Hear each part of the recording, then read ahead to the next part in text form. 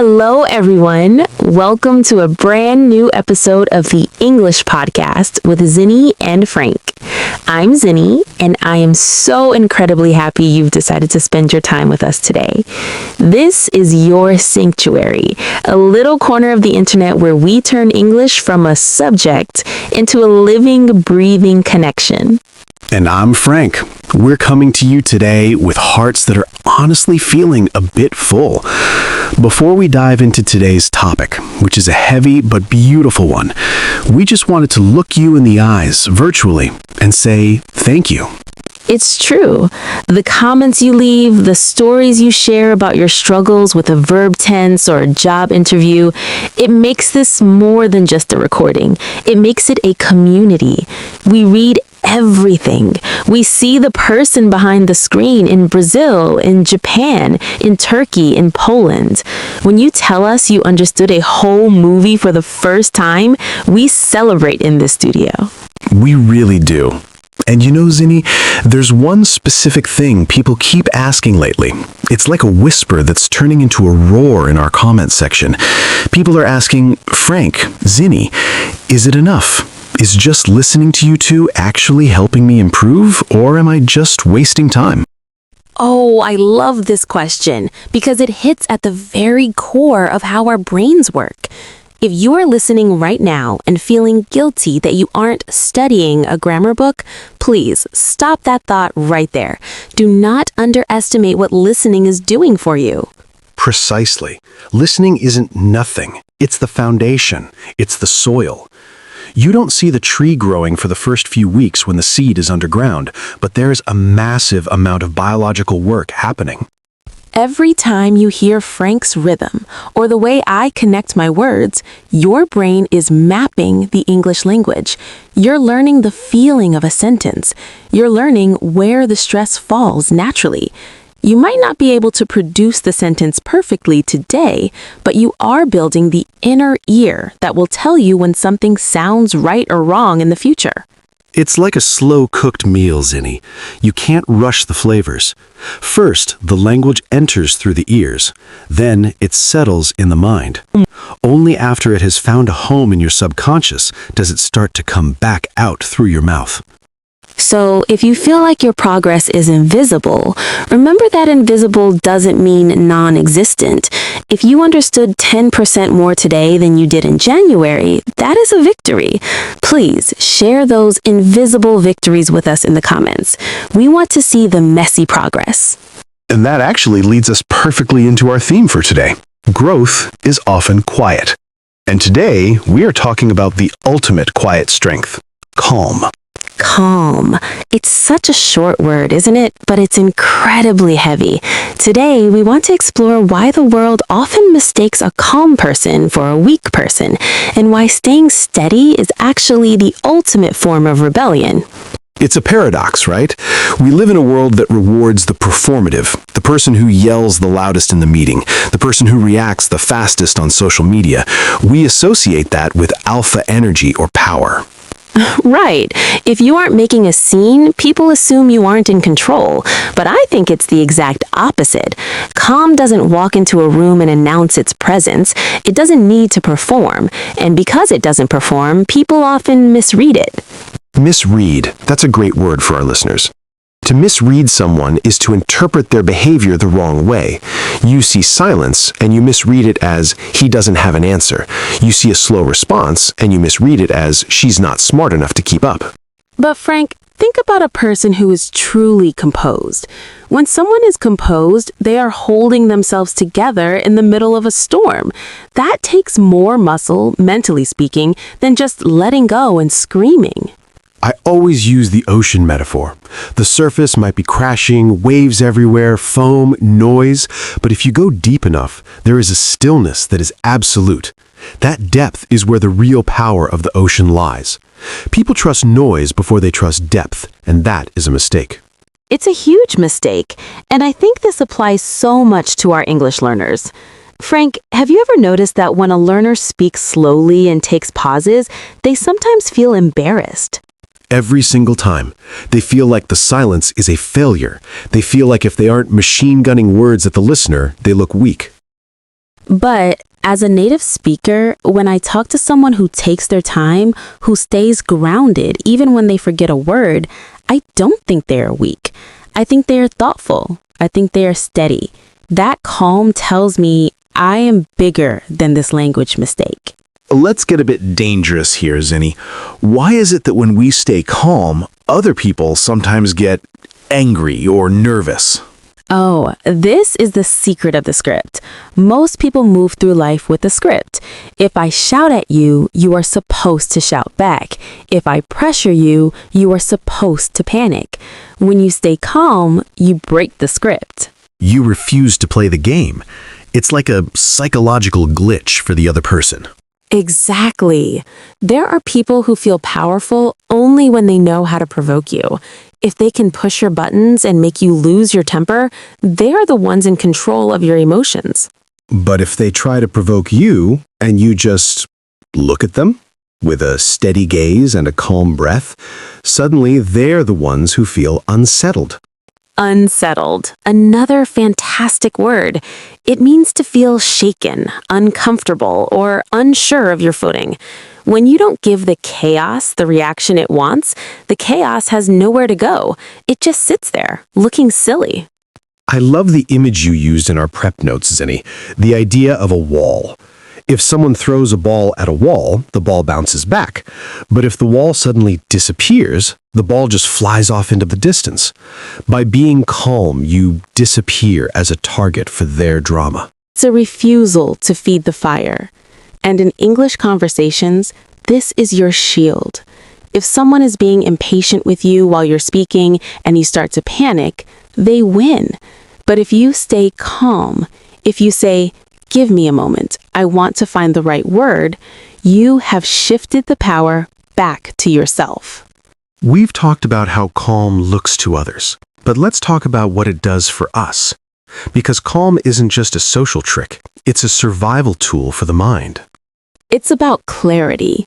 When the noise of a situation gets too loud, our brains literally start to shut down the higher functioning parts. We go into fight or flight. When you're in fight or flight, you can't remember the vocabulary you learned last week. You can't make good decisions. Right. Pressure makes the mind noisy. It makes a small problem look like a mountain. But when you are grounded, meaning you are centered and stable, you can see the mountain for what it really is, just a pile of rocks. And that clarity leads to dignity. This is a word I've been thinking about a lot lately. Dignity. It's a noble word. It really is. There's a specific kind of pain that comes from reacting badly to a situation. You walk away and you think, I shouldn't have said that. I shouldn't have lowered myself to that level. You feel small. But when you practice restraint, holding yourself back from that first angry impulse, you protect your future self. You might lose the argument in the moment, but you keep your dignity. And dignity feels a lot better at 3 a.m. when you're trying to sleep than a witty comeback does. Nodding. Yes. Future you is very rarely impressed by the time you yelled at a waiter or snapped at a colleague. Future you are impressed by the times you held your head high and stayed steady. And for our English learners, your dignity is not tied to your grammar. It's tied to your character. You can be the most broken English speaker in the world and still be the most dignified person in the room because of your calm. Now, Frank, we should be honest with our listeners. Neither of us was born this way, right? Oh, absolutely not. I used to be a firecracker. I reacted to everything. Every traffic jam was a tragedy. Every criticism was a war. Me too. I think people look at calm people and think, oh, they must have a peaceful life. They must just be naturally zen. But usually the calmest people are the ones who have been through the most weather. They are seasoned, like a cast iron skillet that gets better the more it's used in the fire. To be seasoned means you have been shaped by experience.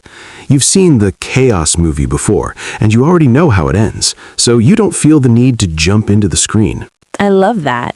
You've realized what overreacting costs you. It costs you energy. It costs you sleep. It costs you relationships. Eventually, you just get tired. You reach a point where peace becomes more attractive than being right or being loud. It's resilience. A resilient person isn't someone who never feels pain. It's someone who knows they can recover. If you know you can survive a mistake, you don't panic when the mistake happens. This is why advanced English speakers often seem so calm. It's not just that they know more words, it's that they've already made 5,000 mistakes and survived all of them. They are seasoned. They know that a forgotten preposition isn't the end of the world. We have to make a very important distinction here, Zinny. We aren't telling people to become robots. No, definitely not. There is a huge difference between calm and being numb. Right. If you're numb, you've shut down. You aren't feeling anything. You've disconnected. That's not strength, that's a defense mechanism. And then there's suppression. That's when you have a volcano of anger inside, but you're forcing a smile on your face. That's dangerous architecture. Eventually, that volcano is going to erupt, and it's going to be messy. Real calm is presence. It's saying, I feel the anger, I feel the hurt, I feel the pressure, but I am choosing what to do with it. You're still at the wheel of your own ship. It's self-regulation. This is the practical side of calm. It's the ability to manage your emotional reactions in a healthy way. It's taking that one deep breath before you hit send on a mean email. It's pausing for 3 seconds when a waiter gets your order wrong. It's a muscle. You wouldn't go to the gym and try to lift 200 kilograms on your first day. You start with the small weights. You practice self-regulation in the easy moments, like when you can't find your keys, so that when the hard moments come, the muscle is ready. Well, Frank, I think the energy in the studio has definitely shifted. I feel lighter. Me too. Let's help our listeners carry this feeling and these words into their day. It's time for our word tour. Let's slow it down.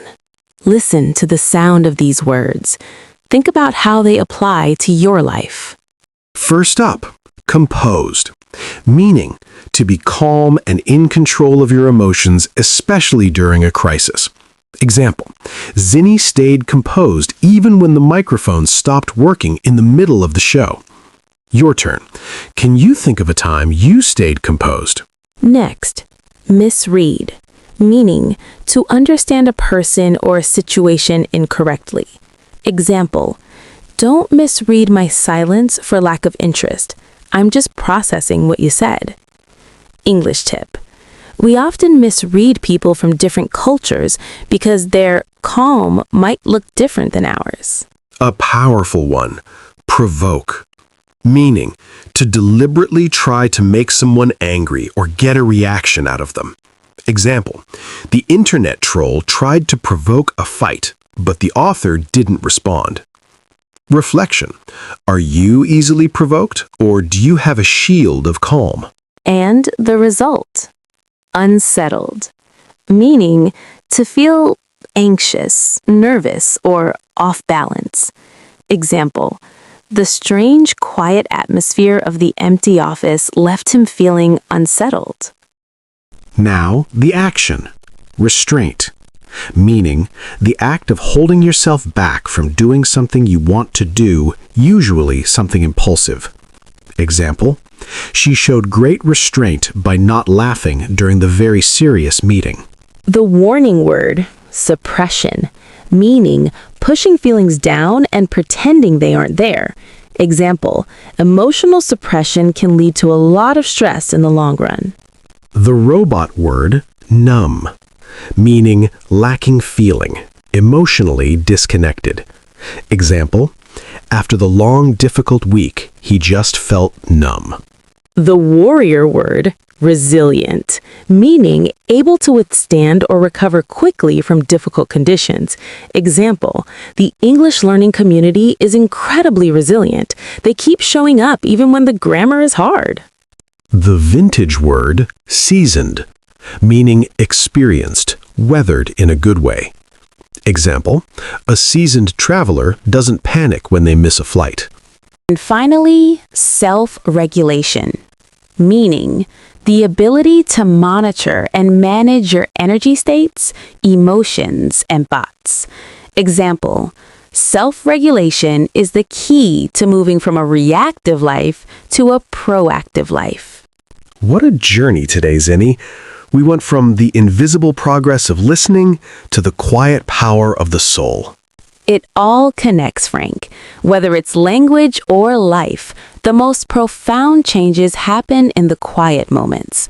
You don't need to be loud to be significant. You don't need to be perfect to be powerful. Before we go, we want to leave you with a question to answer in the comments. Is calm something you were born with, or did life teach it to you the hard way? Ooh, I can't wait to read the answers to that one. I think we're going to see some incredible stories of resilience. If you found some peace in today's episode, please share it. Pass this calm along to a friend who might be feeling a bit unsettled today. Thank you for trusting us with your time. Thank you for growing with us. Keep listening, keep breathing, and keep staying steady. This is Frank. And this is Zinny. And you've been listening to the English podcast with Zinny and Frankel. Bye-bye for now. See you in the next one.